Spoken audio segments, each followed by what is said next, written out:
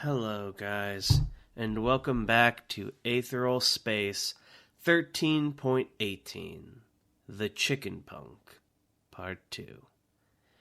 If you're noticing a distinct lack of Tanhoney, it's because it's one of those episodes today where it's just me. If I'm a little tired, you have to be nice to me. But we're gonna get through this together, okay? And without further ado, let's get started. 1 year ago, Eric Perrin was no stranger to surgery. Most Skurrans were very much accustomed to the cold table on their back and the taste of anesthetic. Their creators, the gene tyrants, had not built them to last. Generally, Skurrans had been fleeting amusements and little more, the shortcuts in their genetics piling up over the generations until their bodies were no longer viable. Perrin had lived a relatively blessed life. As an invisible Skurran, imbued with some of the traits of a chicken of all things, he'd only required a few adjustments in his early childhood to keep his body stable. But still, he remembered the cold. It was an old friend, and he hadn't expected to meet it again willingly. The anesthetic he'd been given, Neox-29, completely disabled the subject's sense of pain for several hours after it was taken. It was only because of Neox that Perrin could lie there in silence, almost bored, as the surgeon slowly peeled his face away. The replacement floated in a tank of gel, empty eye holes looking back at him. That face was to be his new life, at least for the next year. The clown he'd have to become to beckon the dancer in the dark. He'd left behind the GID. He'd left behind his face. Hell, he'd be abandoning his name, too. But he and the few willing to follow him would do it. They'd lure her out. They'd eliminate her. They would kill the shepherdess and let the hands of time start moving again. Present day. The room stank of plasma and scorched flesh, filling Punk's nostrils as he staggered backwards. Smoke filled the room, and he went to raise a disgusted hand to his mouth, but that was not to be. His left hand had been burnt away from the wrist upwards, after all. Far too exhausted for pain, he wiped some of the blood and soot onto his pants. Chicken Punk took a deep breath. "Did you really think that would kill me?" the shepherdess asked. And he let it out. The butt of the crook slammed into him, fast-forwarded, strong enough to shatter ribs as it sent him flying backwards into the wall. As he slid down it, leaving a bloody trail, he looked up at the woman who had struck him.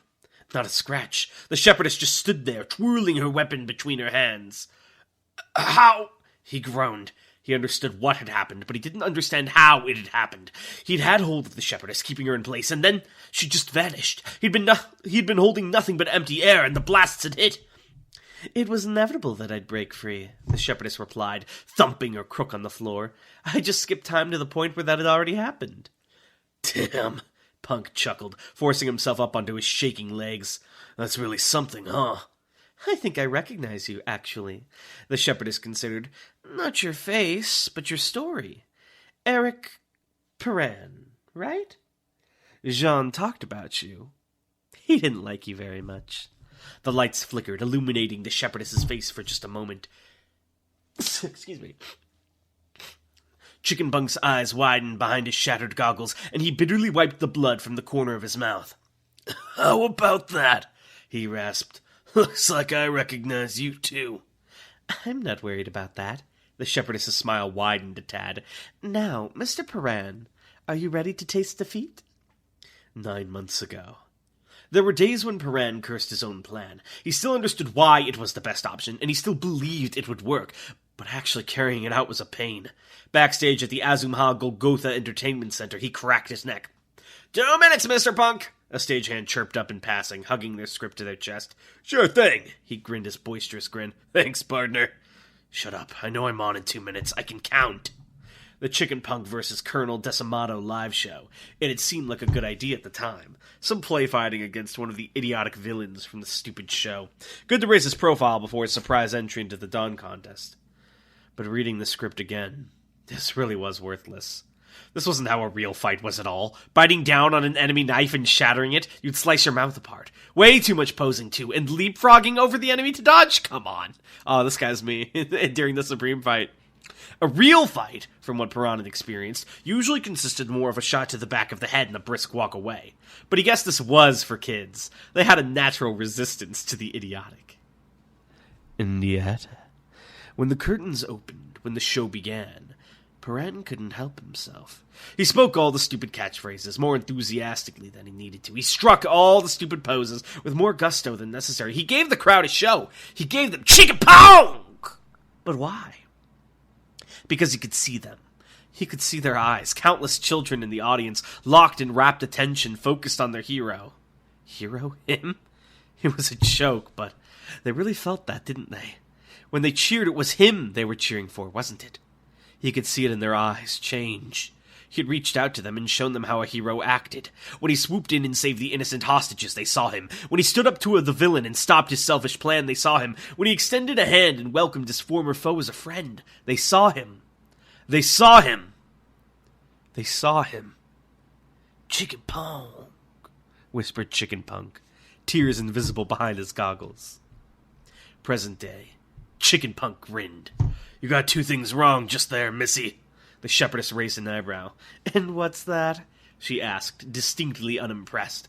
It was hard with one arm, but far from impossible. The iconic chicken salute.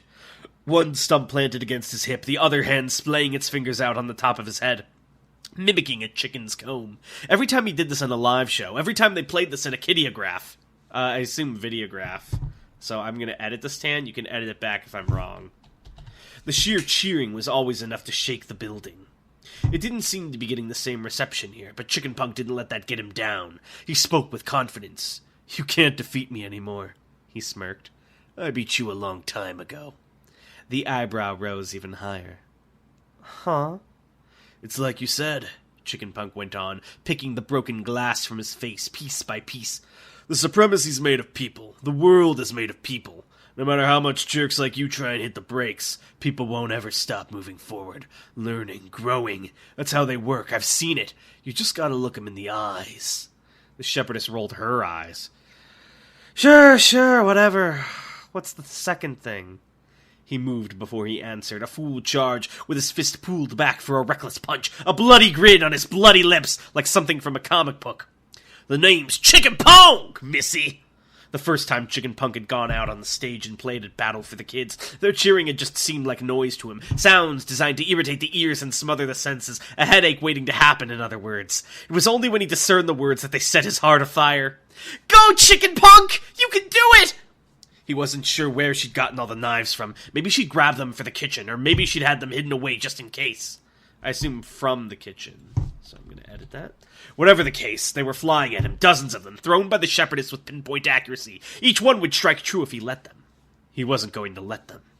Pink aether flashed. Some of the knives had been slowed down, some sped up. It was all meant to disorient and confuse him, throw his own timing off. It didn't matter. Chicken Punk didn't balk at a chicken challenge. He dodged and dodged and dodged, weaving through the onslaught of blades. Not one of them was perfect. Wide, jagged wounds were opened up across his body, bleeding freely onto the floor. One buried itself in his leg up to the hilt. Another he caught between his teeth and shattered. It'd take more than this to kill him. Oh my god, he's doing it! Go, go, go, go! The first swing of the crook was faster than sound and damn near invisible. Needless to say, it was almost impossible to dodge. Chicken Punk dodged it, ducking under the blow with demonic speed of his own. The shepherdess's accelerated movements were insanely strong and fast, but his chicken sense of movement could just barely keep up. He could handle this. The second swing he couldn't dodge, but he did block it. The wooden staff smashed against his arm. Deep within he felt the bone crack apart. But still he did not falter! Even if it hurt, a hero kept fighting until the end. Win! Win! Win! One punch shattered his shoulder. Another sent the teeth flying from his mouth. For a moment, Chicken Punk almost slipped on the blood spreading beneath him, but no! That, if nothing else, he could not allow. No arms, and his good leg was supporting... And his good leg was supporting his weight, presumably. But he could still fight. He had a head, after all, and pecking was the ancient fighting style innate to all chicken kind. Roaring with passion, Chicken Punk brought his head back and... Chicken Punk! Chicken Punk! Chicken Punk! Chicken Punk! A third punch slammed through his gut, sending a spurt of blood flying from his mouth. The shepherdess pulled him in, her fist protruding from his back, corroded and dripping red, her nose wrinkled in disgust. If you'd just given up, she sneered, you'd have had a much easier death. This is unsightly. Punk coughed, more blood spilling from his mouth. He tried to carry out the headbutt he'd intended on, but no dice. It seemed something vital inside his body had been broken. This was it. He'd given it his all. Despite the pain, and the blood, and the fading, Chicken Punk forced his grin to his face. "Chicken Punk," he gasped. "I told you already, Missy. You can't..." Chronodissonance. This was what she had been waiting for. The repeated attacks had worn down Paran's aether defenses, and now with this fatal blow his infusion had vanished. His body was free space for her own aether to infest. When it came to these sorts of people, this was how the shepherdess liked to do things. The aether crawled through the top half of Chicken Punk, and in an instant aged it to dust. His severed legs collapsed to the floor, a gruesome pile of detritus. As the shepherdess pulled her hand back, she aged the blood, coating it out of existence as well. Her enemy finally crushed. She let out a sigh of relief. The job wasn't yet finished, of course. The smoke had kept them from interfering for the time being, but those snipers were still out there. If one of them had gotten a glimpse of her face, well, she couldn't risk it. She turned away, spinning her crook in her hand once again. It wouldn't be much trouble. She knew the rough locations of her prey now, and as the fastest aether user, it would be a simple matter to reach them. All this amounted to was tedious labor. The shepherdess stepped forward. "Hey, villain." Her eyes widened. Her body moved. I assume moved instead of moves. Chronodissonance accelerating her. She whirled around to swing her crook. Response and attack in a single instant. "Didn't you know? A chicken can fight without its head." The crook passed right through the aether awakening. It was amorphous and inconsistently corporeal, a colossal mass of human and chicken features, black beady eyes glaring at the shepherdess with righteous fury. Even as it had come into existence, it was already fading away, but the few seconds its lifespan would consist of could be enough. Feathers lanced out from its chest, already transforming into beak-tipped tendrils, and slashed! She leapt backwards, but one of the tendrils struck its mark all the same. It carved deep into her left arm, nearly to the bone, leaving a wide and jagged gash.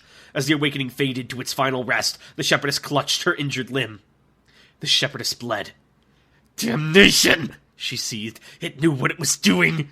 The awakening had infused the wound with aether as it had been inflicted, meaning that the shepherdess couldn't reverse it right away. She'd have to wait for it to fade before she could use chronodissonance on it. For the time being, she'd have no choice but to use actual field medicine. How humiliating.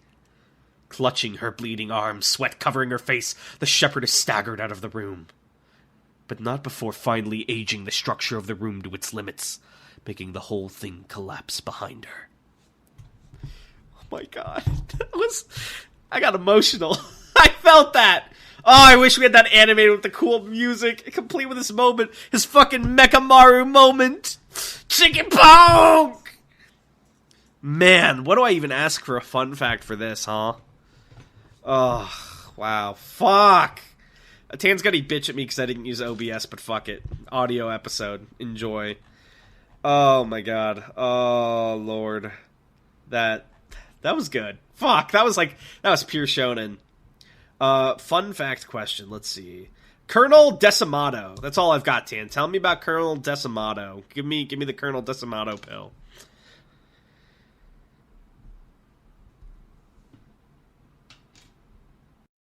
Colonel Decimato was a minor villain in the Chicken Punk's original TV series, Videograph series.